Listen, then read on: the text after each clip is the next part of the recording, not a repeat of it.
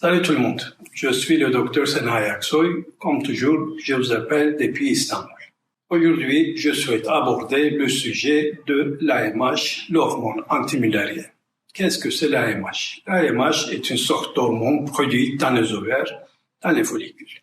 Comme vous le savez, les follicules sont des sacs contenant des ovules. Chaque femme naît avec un certain nombre de follicules dès la naissance et en perd un certain nombre chaque mois. À la ménopause, ces réserves d'ovules et de follicules sont épuisées. Chacun de ces follicules sécrète une certaine quantité d'AMH et lorsque nous mesurons sa valeur dans le sang, nous pouvons estimer approximativement l'importance de la réserve ovarienne à ce moment-là. En d'autres termes, le taux d'AMH diminue progressivement avec l'âge et atteint des valeurs nulles à la ménopause. Il arrive parfois qu'il soit plus bas chez les jeunes femmes. Il peut être plus bas que les valeurs souhaitées.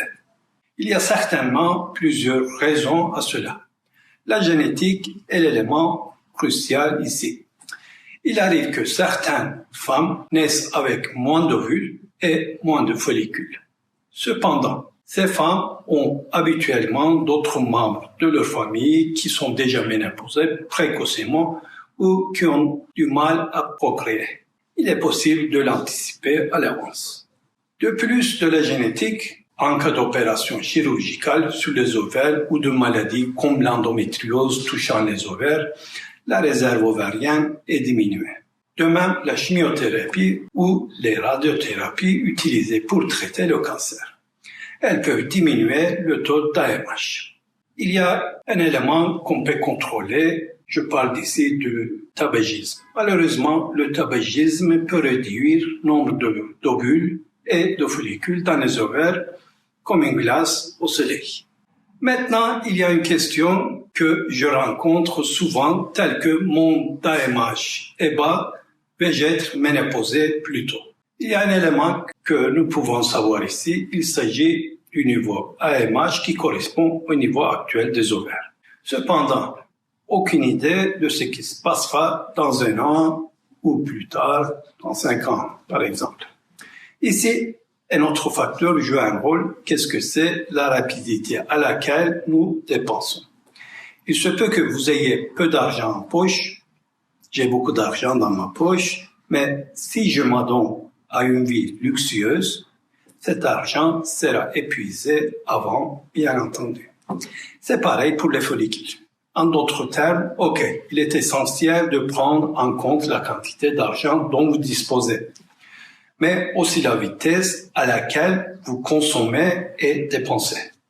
En conséquence, il n'est pas envisageable de savoir quand vous serez en ménopause ou en ménopause précoce en regardant le niveau d'AMH actuel.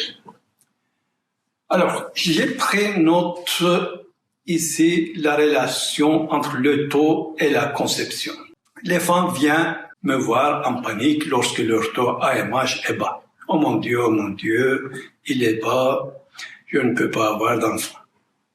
Je dois vous dire qu'une telle relation n'a pas été identifiée. Il y a même plusieurs études qui traitent ce sujet. Alors, je regarde une étude menée en 2017. Ils ont suivi des femmes avec un AMH bas et des femmes avec un AMH normal. Et en conséquence, aucune différence n'a été trouvée en termes de taux de conception. Donc, le fait que votre AMH soit faible n'indique pas si vous pouvez concevoir naturellement ou pas. Mais s'il y a un problème, si vous ne pouvez pas tomber enceinte pendant 1 ou 2 ans et que votre AMH est plus faible que prévu, vous devriez passer à la phase de traitement. C'est le moment. Il n'y a aucun doute sur la FIV ou sur les actions à prendre autrement. Mais rien qu'en regardant l'AMH, c'est fait, on peut dire qu'il est nécessaire de commencer immédiatement la FIV ou d'autres traitements. Si vous êtes jeune, moins de 35 ans, il n'est pas indispensable de passer à l'étape du traitement. Alors, ne vous inquiétez pas, vous allez avoir vos enfants, promis. Si vous ne voulez pas avoir d'enfant tout de suite, ou si les conditions ne sont pas idéales, vous pouvez envisager de congeler vos ovules. Discutez-en avec votre médecin. Alors, maintenant, il est crucial de souligner l'importance de ces AMH pour les patientes en cours du traitement. En d'autres termes, le médecin doit tenir compte de ce facteur.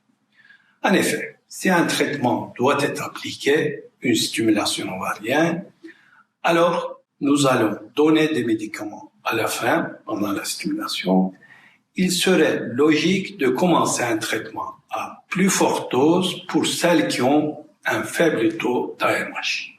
Par contre, si le taux d'AMH est aussi élevé, par exemple chez les patientes qui ont un syndrome des ovaires polykystiques, le taux d'AMH est assez élevé. Chez ces patients, il faut bien sûr gérer le traitement à des doses plus faibles et avec plus de précautions pour éviter un syndrome d'hyperstimulation. C'est ce qu'on appelle AMH. C'est une hormone mesurée dans le sang et comparée à la mesure d'autres hormones reproductives. Vous savez, il y a des hormones que l'on mesure au 3e jour des règles.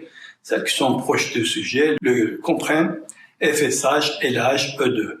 Elles montrent exactement l'état de l'ovule à ce moment-là et les valeurs changent en fonction du niveau de développement folliculaire.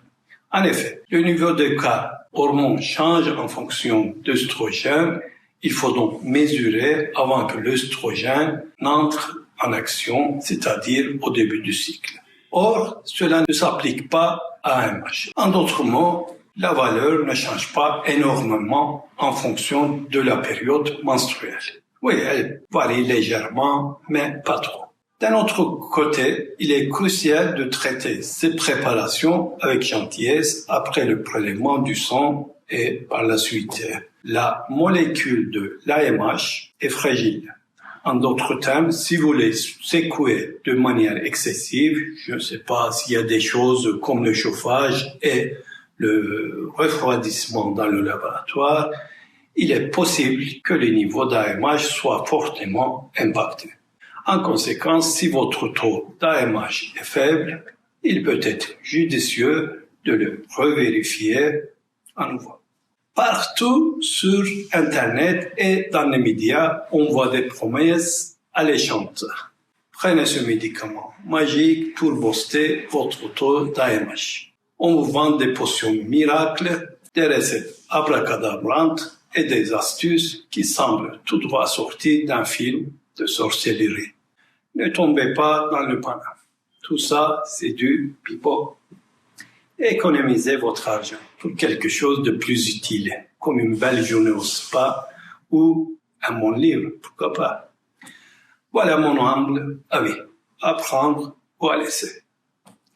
Voilà, chers amis, nous arrivons à la fin de notre vidéo.